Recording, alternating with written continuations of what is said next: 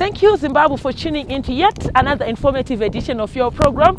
This is Agricultural New Directions, Agribusiness, and my name is Wadzanai Manyore. So this is where the farming community converges and the various stakeholders in the agricultural industry, where we discuss pertinent issues in terms of the agricultural industry right here in Zimbabwe. Now, as you can see today behind me, there is a group of farmers who have come to interact and learn through observation right here in Nyabira. We are here at Ndudzo Farm, being owned by Mr. Ndudzo. He is producing seed potato here in Nyabira.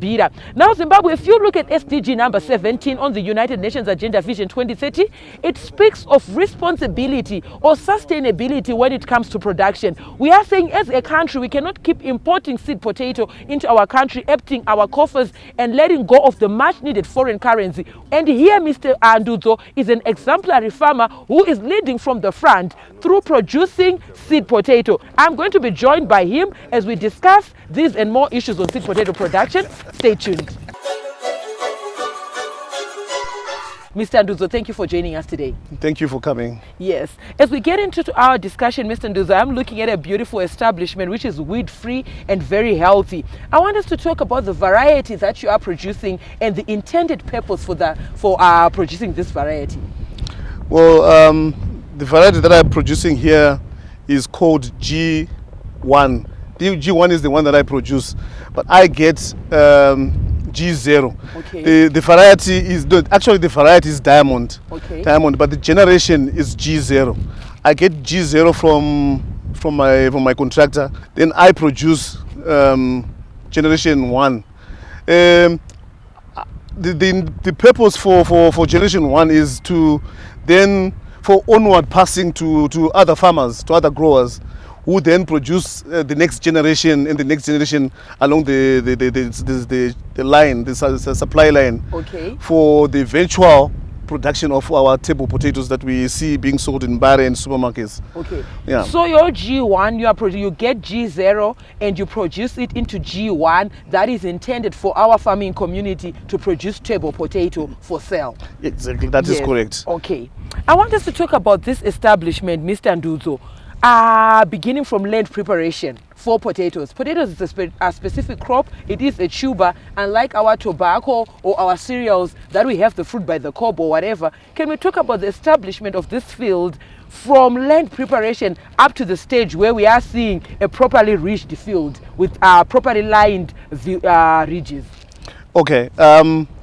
What is important for any crop would be, the initial stage would be to get your soil samples and get them tested. Then they can do the soil sampling. Then they will tell you the requirements in terms of fertilizations that you need. So after that, we just put in a plow. Our tractor plows, deep plowing. Then after that, we disc the area to a fine tilth. Okay. We do that. It is important to have a fine tilth, because some of the potatoes that we get for G0 are very small. Yes. So if you put it when the ground is very uneven, it will take the germination will be very uneven as well. It won't be as uniform as it should be. So it is important to have that fine tilth.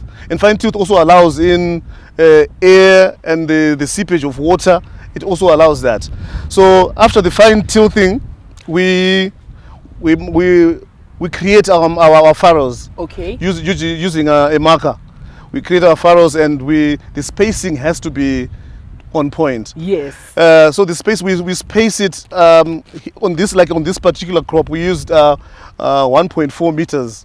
The in row. Okay. Yeah. The size 1.4 meters. We did that so that when it allows, like I'm sure you can see from the ridging here. Yes. It allows us then to have enough soil to move and create more ridges. Yeah. Okay. Because the ridges have to be very big. Okay. Yeah. So we created that space to have enough space to get soil from so that you can mount your ridges. Exactly. Okay. So from there, we put in our fertilizers in the furrows that we create. Okay. Yeah. So we use what we call banding. Okay. We just go along the furrows and we put fertilizer along the line. Then after that, we take our tubers. Then we place them along that furrow. Sorry, just to cut you short, your interrow spacing now from one tuber to the next, what is your, I understand that there is a relationship when it comes to the multiplication of the tubers after flowering, but also including the interrow spacing. If they are too close, does it affect in terms of maybe having less tubers? Well, yes and no. You see, for ordinary potatoes, it would be ideal to space them. The space between the tubers has to be a bit more. Okay. But for your seed, it has to be the distance between the tubers, the spacing should be less. Should be less. Yeah, you Okay. reduce it. Why? Because your tubers, you don't want your tubers to be big. Because what we They do are not is going for consumption. Yes, It's seed. exactly. It's not Okay. table, so we want them to be small. And the smaller you get, the more they become. The Because genetic vigor. exactly. Okay. So if you get two big ones, that means they will be, in terms of the food requirements or nutrient requirements, they will take more food from Yes. the, so that you can on one stem you probably get 4 or 5 big ones. Okay. And nothing else. But if you keep them small, you get maybe 10, 15 Okay, on per one plant. per plant. Okay. Yeah. So it is Meaning you have more seed. exactly to sell. you have more Okay. seed, unlike when you're doing table potato. So the spacing has to be on point as well. So from there we close up our furrows. Yes. Yeah. Then we irrigate. Okay. Using overhead. Okay. Then our first application of a chemical would be our nematicides. Okay, before we go on to the chemical application, I understand that there is pests and diseases in general which can be a nuisance in potato production. Does it mean that the same diseases and pests that attack table potato that is meant for consumption, are similar to the ones that affect seed potato that is meant for reproducing? They are exactly the same. Okay. Because they are attacking the same plant. Okay. So right from the beginning, as you put them in the ground, before you even close them up, there are nematicides that are in the, there are nematodes, sorry, that are in the ground. Yes. So you apply, as you lay them down, you put them in the furrows, then you apply your nematicide, so that it's just as a preventative measure. Then you close up, and after that, after 1 week, you also come again with your nematicide. Okay. And apply it so that you can protect from nematodes. Okay. So that's your first application of chemicals. Of chemicals, yes. So thereafter, 2 days after you plant, you come again with your lambda. And now I'm talking about the what do you call it, the spraying regime. Yes, for the I don't know spraying if- regimen. yeah. Yes, but before we go on there, Mr. Nduzo, I'm going to have to cut you short. Viewers, we're going to go on a short commercial break. We'll be right back with this and more in the second segment. Stay tuned.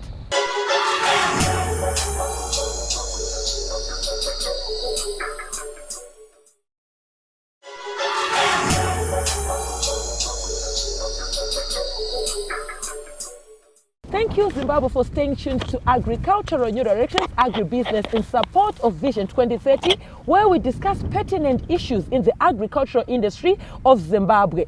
We are here in Nyabira at Nduzo Farm, where we are looking at seed potato production. We are looking at a beautiful establishment of seed potato, and behind me is a group of farmers who are learning through observation on how they can venture into seed potato production, given that it is very lucrative.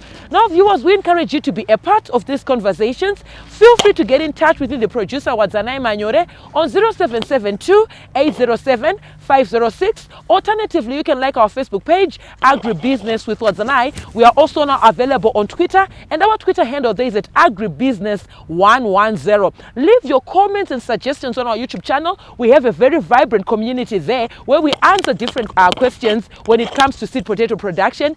It's Agribusiness with Wadzanai. Mr. Nduzo, welcome back. We are in the second segment. Thank you. Earlier on, phone to the break, you were talking of nematicide application to curb nematodes within the soil. Can you take from there, talking of chemical application in the regimen? Okay. Actually, what we do, I should have started with the herbicides that we apply. Okay. Because as soon as we plant, we come in with our herbicides. These are called pre-emergent herbicides. We do this so that we suppress the weeds that are still in the ground, Okay. so that we give a chance to our crop to grow before, because the weed can't your crop can't compete with the weed. So we try to Exactly. suppress it. So we use our herbicides, and we use what we call metrobuzin. Okay. So after that, that's when we come with our oxamil, which is a nematicide, and we apply it, like I said, to try and protect against the attack from nematodes. Thereafter, we wait. Then we start irrigating. It takes about 10 days to about 14 days for the potato to germinate. Okay. So after the germination, we apply what we call quick start. It's just a supplement, a nutrient supplement, to try and boost and encourage the what you call it, root formation. Okay. Yeah. So yeah, that's basically it in terms of chemical application. But this Okay. is at a stage. But as you go on, there are some attacks that you can get. When you go into the field, you can, if you are scouting every day, Very true. you can see that my crop is being attacked. Yes, there's an insect. Yes. Some are leaf chewing insects and so Yes, on. yes. And they are very evident through observation. Exactly.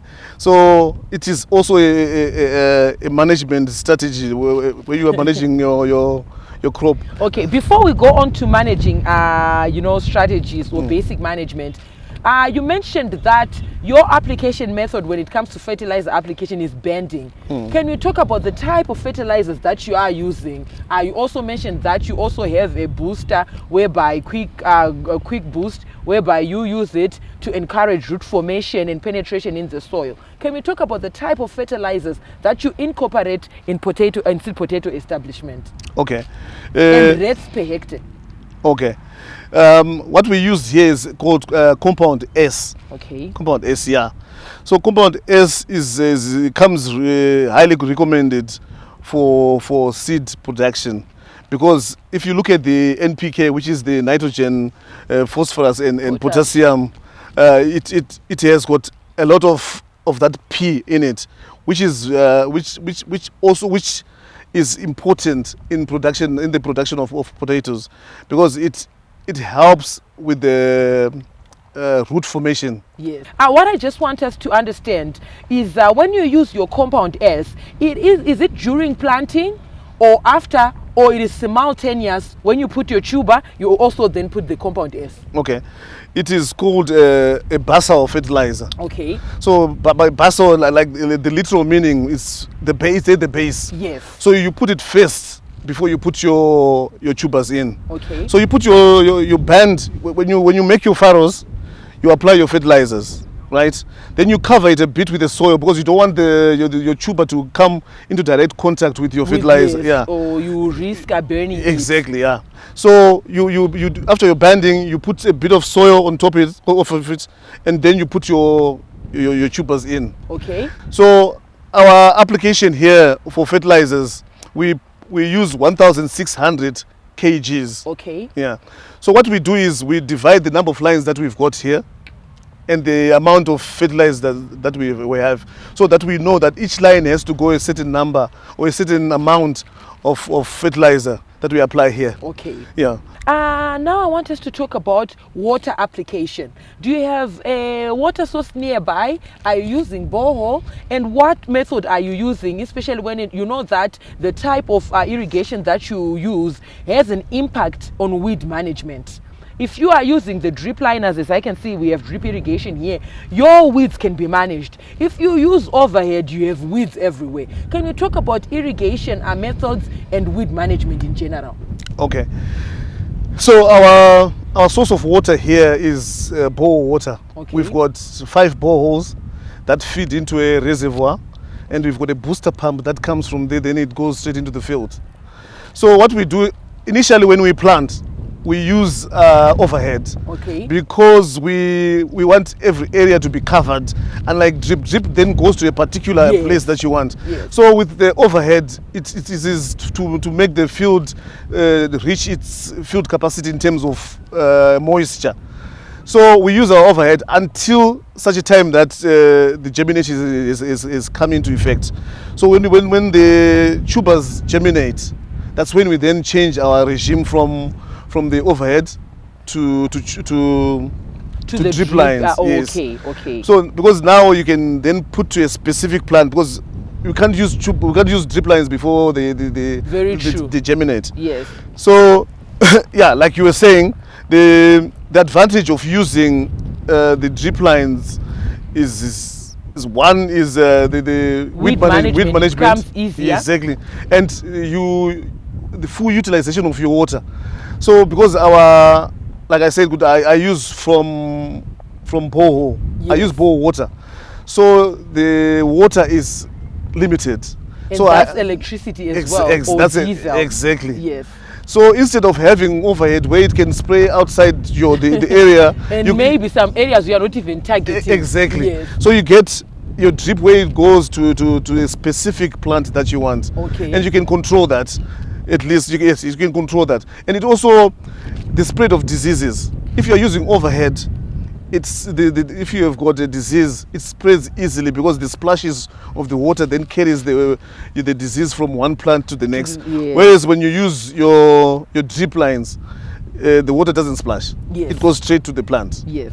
So it's more effective that way in the utilization of your water and management of weeds. Thank you so much, Mr. Nduzo. Maybe your final remarks, just in a snippet, as we close this segment.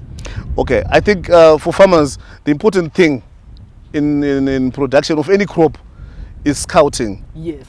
If you are going to manage your crop and manage it well, you have to scout. Every farmer has to go into the field and you have to know what you are looking for in those fields. You have to look for those diseases, you have to look for the pests, and you have to know how to react to whatever it is that you see in the field when you're scouting. So scouting is the most, I think most farmers overlook that thing. Scouting is the most strategic thing that you can do when you're farming.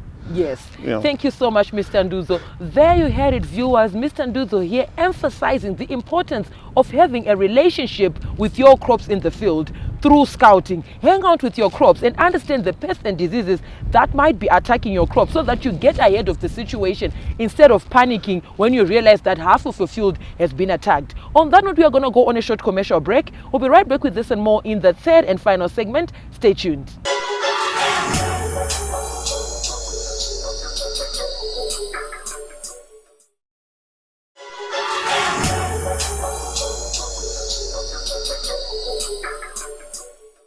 Thank you, Zimbabwe, for staying tuned to Agricultural New Directions in support of Vision 2030. At this point in time, we have taken the liberty of inviting Dr.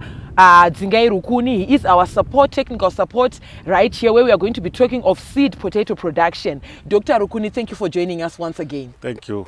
Yes, as we get into our discussion, Dr. Rukuni, can we maybe talk about, as a farming community, why is it important for most of our Zimbabwean farmers to now get into seed potato production? I understand that some are already into table potato production, whereby they sell and they also have some for consumption. But when it comes to seed potato production, why is it important for our farmers to come and venture into it?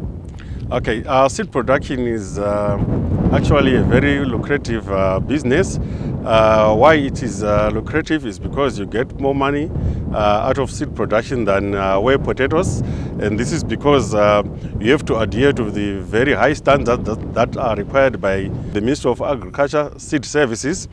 The crop has to undergo strict inspections and to make sure that it's well managed. So in that respect, we require the farmer to be of high standard, okay, and also so that the seed is actually exposed to less diseases and pests and therefore less viral infections. And because of that, it is a very valuable crop, and it's it's actually very lucrative for every farmer to wish to be a seed potato grower. Okay, thank you so much, Dr. Rukuni. You highlighted that it is important to adhere to certain guidelines so that a farmer cannot run the risk of losses. Speaking of losses or some of the factors that hinder profitability or the lucrativeness that you have highlighted, can we talk of the major pitfalls in seed potato production? Those that cause a farmer to say, maybe next season I won't be getting into this ndakanyura. What are those pitfalls, and what can farmers do to ensure that they look out for those? The most important thing when you are doing seed production is to make sure that you do your land preparation well, Okay. you fertilize well, you do your nematode control well, and most of all, your irrigation has to be done well. We have a target.